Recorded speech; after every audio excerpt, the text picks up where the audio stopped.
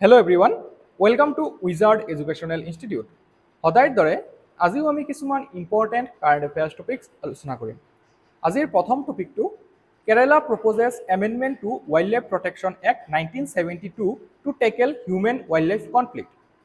প্ৰথম কথাটো ৰাজ্য চৰকাৰৰ তাত ৱাইল্ডলাইফ প্ৰটেকশ্যন এক্ট 1972 এমেণ্ড কৰাৰ পাৱাৰ আছে নেকি? হয় আছে। আপোনালোকৰ নিশ্চয় মনত আছে 42nd কনষ্টিটিউশ্যনেল এমেণ্ডমেণ্ট এক্ট 1976 যাক মিনি কনষ্টিটিউশ্যন বুলিও কোৱা হয়, তাৰ দ্বাৰা ৱাইল্ড লাইফ, ৱেইটছ এণ্ড মেজাৰ্ছ এনেকুৱা 5টা বিষয়বস্তুক ষ্টেট ছাবজেক্টছৰ পৰা কনকাৰেণ্ট ছাবজেক্টছলৈ ট্ৰান্সফাৰ কৰা হৈছিল।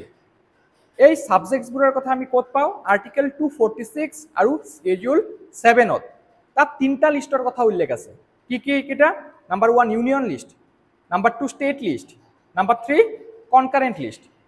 লিষ্ট 1ত থাকিলে সেইবোৰৰ ওপৰত অকল কেন্দ্ৰীয় চৰকাৰে অৰ্থাৎ পাৰ্লিয়ামেণ্টে ল বনাব পাৰে, যেনে currency, banking, foreign affairs, defence. List 2ত সাবজেক্টস যিবোৰ উল্লেখ আছে সেইবোৰৰ ওপৰত কেৱল ষ্টেট লেজিসলেচাৰে অৰ্থাৎ লেজিসলেটিভ এছেম্বলি আৰু লেজিসলেটিভ কাউন্সিল যিবোৰ ৰাজ্যত আছে এই দুটাই মিলি পেলাই ল বনাব পাৰে, যেনে প্ৰিজন বা jail, police, public order, land. এই বিষয়বস্তুবোৰৰ ওপৰত এক্সক্লুচিভ ৰাইট আছে ৰাজ্য চৰকাৰৰ ল বনোৱাৰ, কিন্তু কেন্দ্ৰীয় চৰকাৰেও বনাব পাৰে কিছুমান চাৰ্কামষ্টেঞ্চেছত। আৰ্টিকেল 249 তাৰ কথা কয়, নেশ্যনেল ইমাৰ্জেঞ্চিৰ সময়ত বনাব পাৰে। আচ্ছা, আৰু লিষ্ট 3 যিটো কনকাৰেণ্ট লিষ্ট, তাৰ ওপৰত কেন্দ্ৰীয় চৰকাৰ আৰু ৰাজ্য চৰকাৰ দুয়োটাৰে পাৱাৰ আছে ল পাছ কৰাৰ, যেনে আমি ক'ব পাৰোঁ ৱাইল্ড লাইফ 1976ত এইটো ট্ৰান্সফাৰ কৰা হৈছিলে, ৰাইট? ৱেইটছ and measures. আচ্ছা, আমি আজি নিউজটোত চাম যে কি প্ৰভিজনছ কি হয় এই এমেণ্ডমেণ্টটোত। The main provisions of this amendment would be the chief wildlife warden would be empowered to authorize killing, tranquilizing or capturing of wild animals under specific situations. So chief wildlife warden যেনেকৈ আমি সমপৰ্যায়ৰ DGP বুলি ক'ব পাৰোঁ পুলিচত, বা আমি ক'ব পাৰোঁ যিজন আমাৰ চিফ ছেক্ৰেটাৰী আছে ষ্টেট লেভেলত, তাৰ সমপৰ্যায়ৰ এটা post chief wild life warden. তো মানে হায়েষ্ট লেভেল হয় এইটো। Wild animals under specific situations: when an animal attacks and causes serious injury to a person. Number 2, when a dangerous wild animal is spotted in a public place. So etia under the Wildlife Protection Act 1972 etu primary legislation hoy regarding wildlife protection. So etuk amend kori pelai chief wildlife warden of hei power to dia hobo je chief wildlife warden বিচাৰিলে কোনো এটা এনিমেলক মাৰিব পাৰে বা ট্ৰাংকুইলাইজিং কৰি দিব পাৰে বা কেপচাৰ কৰিব পাৰে। কেতিয়া কেতিয়া এইকেইটা গ্ৰাউণ্ড এক্সপ্লিচিটলি মেনশ্যন কৰা আছে। when an animal attacks and causes serious injury to a person, যদি কোনোবা এজন মানুহক সাংঘাতিকভাৱে এটেক কৰে। when a dangerous animal is spotted in a public place, right? কিছুদিন আগতে ধৰক নগাঁৱত বাঘ দেখা পোৱা গৈছিলে এটা, তো তেনেকুৱা পৰিস্থিতিত ট্ৰাংকুইলাইজিঙৰ কাৰণে পাৰ্মিশ্যনটো কোনে দিব? চিফ ৱাইল্ড লাইফ ৱাৰ্ডেনে। আমি ৱাইল্ড লাইফ ষ্টেটিষ্টিক্সৰ বিল অলপখিনি জানি লওঁ। India has only 2.4% of world's land area but harbour 7.8% of all recorded species. ত' এইটো আমাৰ জিঅ'গ্ৰাফিকেল ষ্টেটিষ্টিক্স হয় যে ভাৰতে পৃথিৱীৰ যিমান মাটিকালি আছে তাৰ 2.4% অকুপাই কৰি আছে। কিন্তু ছিগনিফিকেণ্ট ফেক্টটো কি হয় যে এই মাটিকালিৰ ভিতৰতে 7ৰ পৰা 8% স্পিচিছ গোটেই বিশ্বতে যিবোৰ ৰেকৰ্ড কৰা হৈছে তাৰ 7ৰ পৰা 8% স্পিচিছ সীমিত আছে, making it the 8th most biodiverse region globally. Hosts over 45,000 plant species and 91,000 animal species with 172 threatened species. IUCN data মতে, International Union for Conservation of Nature data মতে আমাৰ ভাৰতত 45,000 plant species আছে, 91,000 animal species আছে। Currently there are 1014 protected areas. It can be national parks, wildlife sanctuaries, biosphere reserves, then tiger reserves, etc. The IUCN warns that India could become the global hotspot for human-animal conflict by 2070 due to rising population and habitat pressure. So, দিনক দিনে জনসংখ্যা বাঢ়ি যোৱাৰ লগে লগে বৰ্তমান Bharat number 1 পজিশ্যনত আছে population কেটেগৰীত।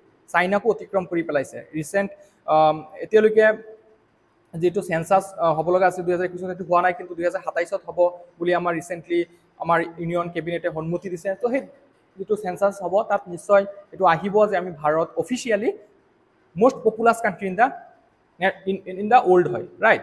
So এই ক্ষেত্ৰত 2070 চনলৈকে হিউম্যান আৰু এনিমেল কনফ্লিক্ট বহাৰ সম্ভাৱনা আছে বুলি IUCN সতৰ্কতা দিছে। Alright, comparison of protected areas. আমি প্ৰটেক্টেড এৰিয়াছৰ আণ্ডাৰত বহুত কিবা কিবি বস্তু পাওঁ, যেনে আমাৰ আছে ৱাইল্ড লাইফ চেংচুৱাৰী বা নেশ্যনেল পাৰ্ক। তো এই দুটাৰ মাজত পাৰ্থক্য কি হয় চাই লওঁ এবাৰ। Wild life sanctuary is declared by state government and national park is declared by state government. State গভৰ্ণমেণ্টক পাৱাৰ দিয়া হৈছে। Then rights of people, collector determines rights, grazing, firewood, and national পাৰ্কত no rights allowed. Relocation of people as per rehabilitation and resettlement act 2013। তাৰ পৰা যদি কোনো মানুহক আঁতৰোৱা হয়, অ'কে, উচ্ছেদ কৰা হয়, তেতিয়া ৰিহেবিলিটেশ্যন এণ্ড ৰিছেটেলমেণ্ট এক্ট 2013 আণ্ডাৰত হয় ৱাইল্ড লাইফ চেংচুৰীৰ ক্ষেত্ৰত। এণ্ড নেশ্যনেল পাৰ্কৰ ক্ষেত্ৰত ষ্ট্ৰিক্টাৰ এনফৰ্চমেণ্ট হয়, কিন্তু সেই ছেইম লেজিছলেশ্যনে হয়।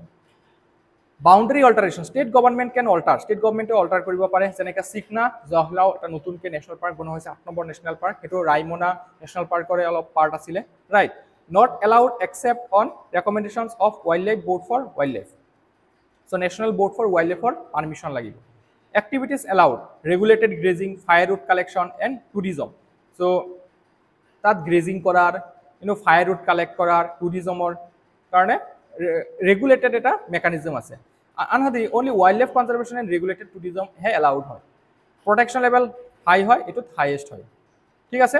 কনষ্টিটিউচনেল প্ৰভিজনছ মই অলৰেডি কৈছিলোঁ যে 42nd এমেণ্ডমেণ্ট এক্ট 1976ৰ দ্বাৰা এনিমেলছ, বাৰ্ডছ এইবিলাক ছাবজেক্টছ কনকাৰেণ্ট লিষ্টলৈ ট্ৰান্সফাৰ কৰা হৈছিলে। Article 254(2), state legislature can pass a law on any subject of concurrent list since the amendment concerns a central law. Bill would require assent of the president under Article 201. So Article 254 clause 2 মতে উল্লেখ আছে যেহেতু এইটো এটা কনকাৰেণ্ট লিষ্টৰ subject, গতিকে state গভৰ্ণমেণ্টে লটো পাছ কৰিলেও প্ৰেচিডেণ্টৰ এছেণ্ট লাগিব। আৰ্টিকেল 201ৰ আণ্ডাৰত 200ত গভৰ্ণৰৰ এছেণ্টৰ কথা উল্লেখ থাকে, এছেণ্ট কৰা, উইথহল্ড কৰা, ৰিজেক্ট কৰা, এটচেট্ৰা। চ' এইটো আমাৰ আছিলে constitution of the national board for wild life protection এক্টৰ আণ্ডাৰত যিটো বনোৱা হৈছিলে তাৰ মতে, ঠিক আছে। তো আপোনালোকে এইটো চাই ল'ব। Then challenges and persisting issues in the act, কি ধৰণৰ ইছ্যু আছে? Coverage limitation, 100+ national parks and 560+ wild life sanctuaries, approximately 5% of India's geographical area under protection. But 29% of tigers and 67% of elephants remain outside protected areas. So আমি দেখা পালো যে 5% of India's geographical area is under protection. But concern to হৈছে যে 29% tiger আৰু 67% elephant কিন্তু এতিয়াও protected areas ৰ বাহিৰত আছে। এই যে protected areas খিনি আমি চালো 5% ইয়াৰ ভিতৰত নাই। Removal of vermin classification. Earlier provision to declare certain species, for example, wild boar, nilgai as vermin in specific regions, removed. To remove কৰি দিয়া হৈছে Wildlife Protection Act 1972 amend কৰি পেলাই। Leads to difficulties in managing species causing frequent crop damage. এইবিলাকক vermin species বুলি কোৱা হয়, যিবিলাকে crop damage কৰে। ওকে, সো এই provisionটো আঁতৰাই দিয়া হৈছিলে। Trade and invasive species. Only the center can regulate trade of invasive alien species. Restrict states' ability to respond quickly to local ecological challenges. So state governmentor এই পাৱাৰটো এতিয়া নাছিলে, যেটো most recent amendment কৰিছিলে পাৰ্লিয়ামেণ্টে। Section 43, use of elephants, allows use of elephants for religious, cultural and other purposes. So আমি এলিফেন্টছৰ use দেখা পাইছোঁ, বিশেষকৈ হিন্দু ধৰ্মত ৰিলিজিয়াছ পাৰ্পজৰ কাৰণে কৰা হয়। অলছ' কালচাৰেল এটা এছপেক্ট আছে। চ' এইবোৰ কাৰণত এলিফেণ্টৰ ইউজ হয়। চ' এইটো এটা কিছু এনিমেল ৱাইল্ড লাইফ ছেফটিৰ পৰা ইছ্যু ৰেইজ কৰে। Raises concerns of animal rights versus tradition.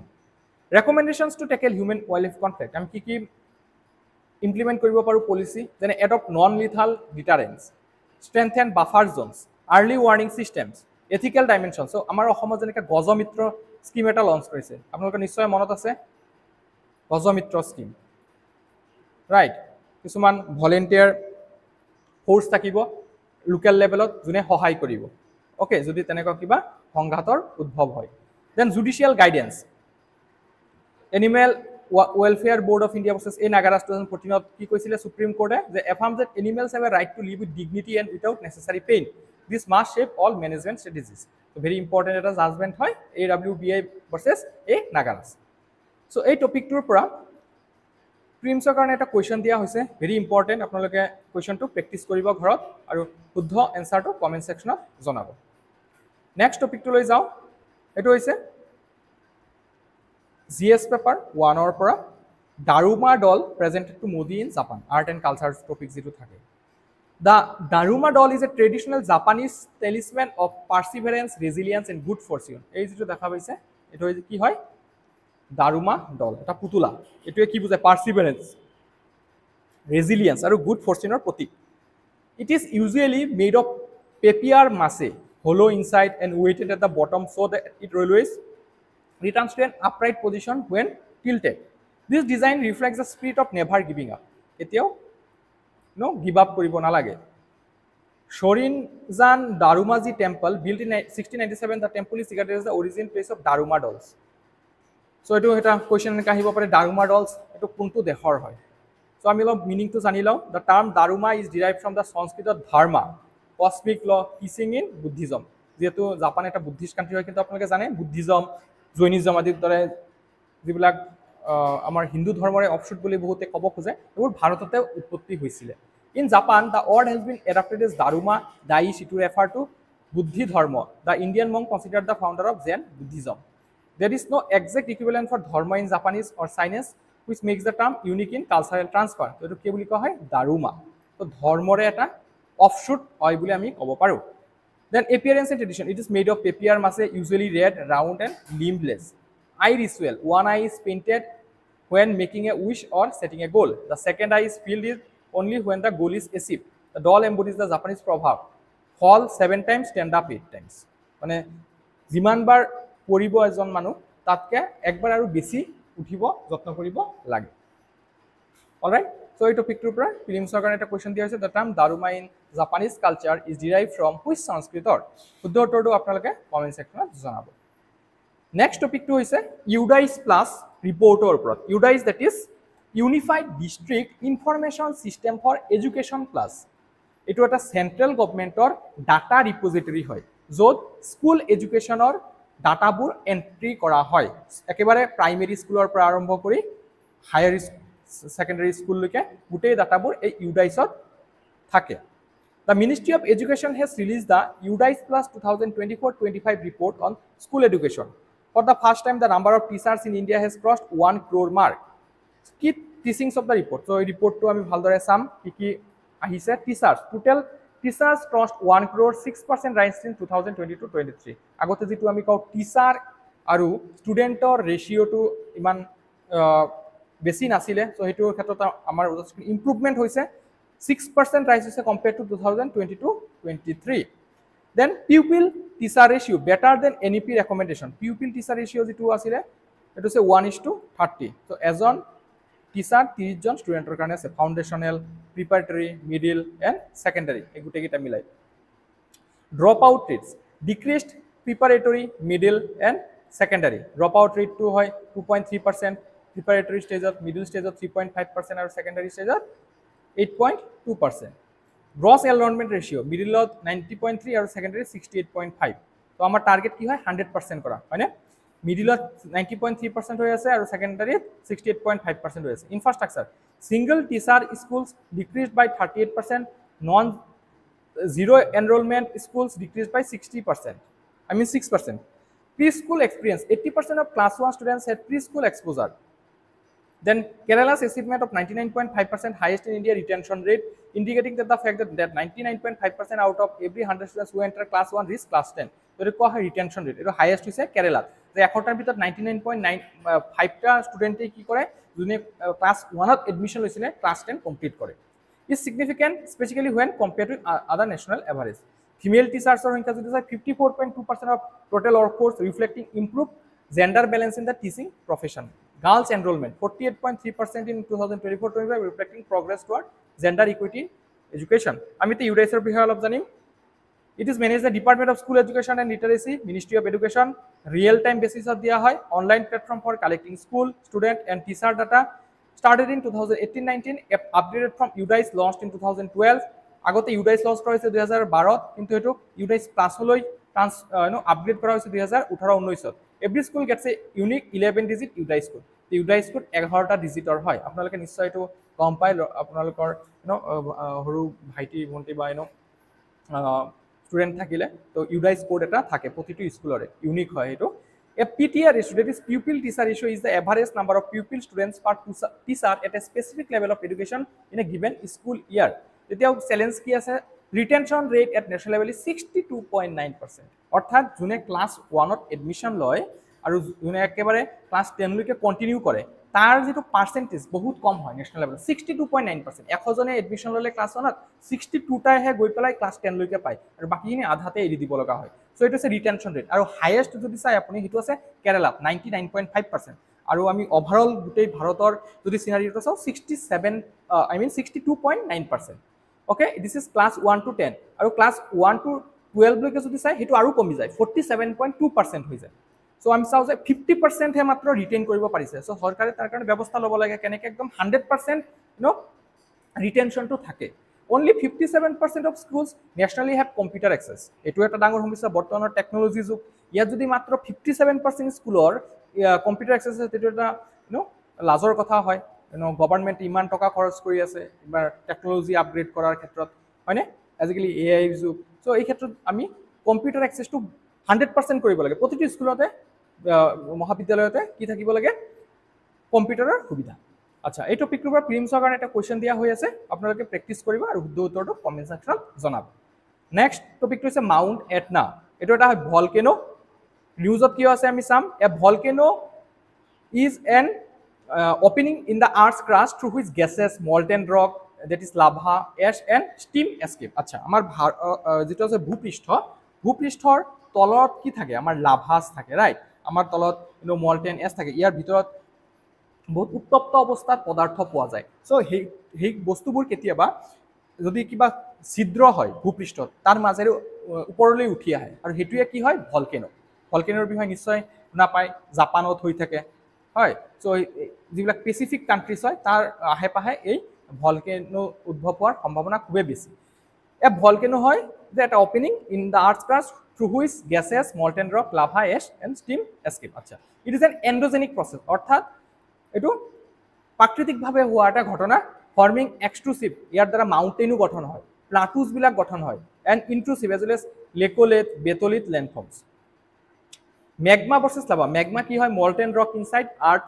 Lava হয় magma that emerges on the surface.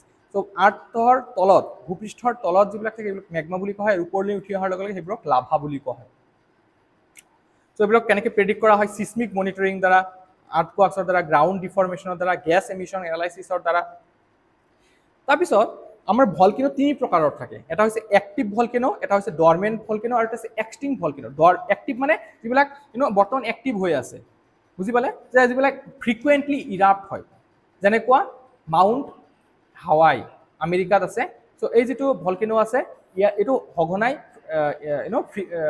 ইৰাপ্ট হৈ থাকে দেন ডৰমেন্ট এটো কি হয় কিছুদিনৰ কাৰণে স্থগিত আছে এটো কেতিয়া আকৌ ইৰাপ্ট হয় ক'ব নোৱাৰে কিন্তু ইৰাপ্ট হোৱাৰ চান্সেছ আছে সেইবিলাক কোৱা হয় ডৰমেন্ট যেনে মাউণ্ট কিলিমাঞ্জাৰো টেনজানিয়াত আছে ওকে দেন আৰু এটা আছে এক্সটিংক্ট যেটো একেবাৰে এতিয়া আমি 100% ক'ব পাৰো এটো আৰু কেতিয়াও ইৰাপ্ট নহয় নো ইৰাপশ্যন ইন জিঅলজিক্যাল পাছ যেনে দিনোধাৰ হিল গুজৰাটত এটা হিল আছিলে দিনোধাৰ হিল এটো আৰু কেতিয়াও ভৱিষ্যতে ইৰাপ্ট নহয় সেইবোৰক কোৱা হয় extinct volcano by nature of eruption nature wise আপনি shield volcanoes composite volcanoes calderas flood basalts and mid ocean ridges এইকেইটা কেটেগৰীত ভাগ কৰিব পাৰে গ্লোবেল ডিস্ট্ৰিবিউশনটো যদি চাই মই অলপ আগতে কৈছিলোঁ যে পেচিফিক আইলেণ্ডত ইয়াৰ উদ্ভৱ সবতকৈ বেছি হৈ থাকে যেটো আমি ৰিং অফ ফায়াৰ বুলি কওঁ ইয়াত অলমোষ্ট 75% এক্টিভ ভলকেনো আছে যিমান ভলকেনো পৃথিৱীত আছে তাৰ ভিতৰত অলমোষ্ট 75% 3/4 এই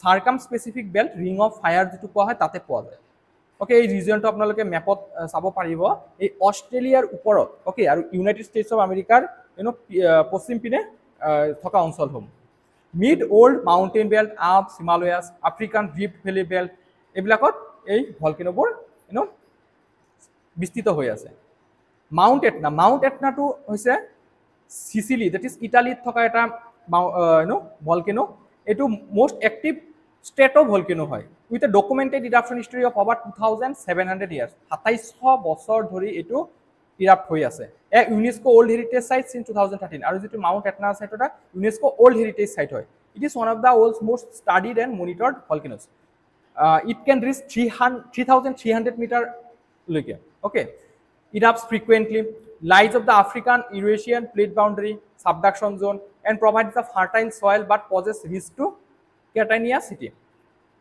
So next topic to India's first monofloral lavender honey. Okay, to GS paper 3 science and technology is important. CSIR IIIM Pulwama based has produced India's first monofloral lavender honey, paving way for entry into global premium honey market. So, ek dhoroner modhu hoy eto. So, eto amar CSIR Council for Scientific and Industrial Research IIIM e banaise. Okay. Monofloral honey ki hoy is also known as single origin honey or single flower honey is honey produced when bees primarily collect near from one type of flower. So, বীজ বিলাকে আপোনালোকে জানে বেলেগ বেলেগ ফুলৰ পৰা মধু আহৰণ কৰে কিন্তু এই যেটো মনোফ্লোৰাল হয় নামটোৰ পৰাই গম পাইছে যিকোনো এটা ফুলৰ পৰা ওকে তাৰ পৰা এই মধুটো আহৰণ কৰা হয় এইবিলাক কোৱা হয় মনোফ্লোৰাল হানি সো ইয়াৰ বেনিফিট কি হয় economic benefit higher return so যদি এইবিলাকৰ খেতি কৰিব পাৰে তো কৃষকসকলৰ আয় আমি যেটো বিচাৰিছো দুগুণ হওক বৃদ্ধি হওক সো সেইবোৰ হোৱাটো সম্ভৱ হ'ব then ecological access pest barrier so এইটোৱে কিন্তু যে পেস্ট এটেক কৰে আপোনালোকে গম পায় যে ফুলত পেস্ট এটেক হয় সো হেইবোৰকো বাধা দিয়ে okay protects apple plum orchards from rodents and insects আৰু তো জম্মু কাশ্মীৰ কাৰণে আৰু বেছি ভাল কাৰণ আমি জানো এপলস বোৰ আমাৰ হেই ৰিজন বোৰত হৈ থাকে জম্মু কাশ্মীৰ হিমাচল প্ৰদেশ সো তাত এপল প্লাম এইবিলাকক এটেক কৰে বিভিন্ন ধৰণৰ ইনসেক্টে পেস্টে সো হেইবোৰো সুৰক্ষা পাব maintains healthy bee ecosystem for better pollination for apple orchards ঠিক আছে ইয়াৰ মেডিসিনাল ইম্প্যাক্টটো আছে আপোনালোকে জানে honey is very very helpful useful for our health government initiatives aroma mission Bharat চৰকাৰে স্পেসিফিক্যালি হানি মিশনটোৰ কাৰণে এটা মিশন লঞ্চ কৰিছিলে এৰোমা মিশন বুলি কয় 2016 চনত ঠিক আছে এই টপিকটোৰ পৰা ফিল্মছৰ কাৰণে এটা কোৱেশ্চন আছে আপোনালোকে শুদ্ধ উত্তৰটো কমেন্ট সেকশনত জনাব নেক্সট টপিকটো গংগোত্ৰী গ্লেচিয়াৰ সিস্টেম আৰু হিমালয়ান গ্লেচিয়াৰ ষ্টাডিজ তো গ্লেচিয়াৰৰ বিষয়ে আমি নিউজত হকনাই পাই থাকো হিমবাহ যেটো কওঁ আমি যে গোলকীয় উত্তাপ বৃদ্ধিৰ কাৰণে আৰু ক্লাইমেট চেঞ্জৰ কাৰণে এই হিমবাহবোৰ গলি গৈ আছে আৰু এইবোৰ গলি গলে কি সমস্যা হ'ব আপোনালোকে নিজে ভাবি চাওক যেতিয়া হিমবাহবোৰ গলি যাব হেবিলাক কলৈকে আহিব আলটিমেটলি ৰিভাৰলৈকে আহিব আৰু ৰিভাৰৰ পিছত এটো ওচিয়ানলৈকে যাব ওচিয়ানলৈ গৈ এবোৰটো পানীলৈ ৰূপান্তৰিত হৈ যায় বৰফ যেতিয়া গলি যায় পানী হয় সো সাগৰ পৃষ্ঠৰ উচ্চতা বৃদ্ধি পায় আৰু তাৰ ফলত যিবিলাক কান্ট্ৰি বা ষ্টেট সাগৰ পৃষ্ঠৰ লগত আছে হেইবিলাকৰ অস্তিত্বৰ প্ৰতি ভাবুকি আহি যাব অলৰাইট সো তাৰ ওপৰত এটা ৰিসাৰ্চ আমি এখিনি বিহলপ চাম দা জিজিএছ ডিসচাৰ্জ trend it is glacial melt যেটো হয় হেতু ট্ৰেন্ডটো আমি যদি চাও ওয়াজ ৰিকনস্ট্ৰাক্টেড using SPHY model with IMDAA data capturing rainfall runoff, above transportation and cryospheric process. Gangotri glacier system to ক'ত আছে উত্তৰকাশী ডিস্ট্ৰিক্ট উত্তৰাখণ্ডত আৰু সেন্ট্ৰাল হিমালয়া এইখিনি জায়গাত এই গ্লেচিয়াৰ সিস্টেমটো আছে গংগোত্ৰী গ্লেচিয়াৰ সিস্টেম গ্ৰেট হিমালয়াৰ পাৰ্ট হয় এটো also it is source of the Bhagirathi river major tributary glaciers right like Raktavarn Kirti Bamak Chaturangi Meru alright significance the hydrological transformation water security risk disaster implications and policy relevance this topic to main so karone very important not so from prelims perspective as such alright so আপোনালোকে এখিনি পঢ়ি লব এবাৰ আৰু যিকেটা MCQ দিয়া হৈছে এখিনি comment সেকশনত এনসাৰটো জনাব তো আজিৰ ক্লাসটো ইয়াতে সামৰিছো থ্যাংক ইউ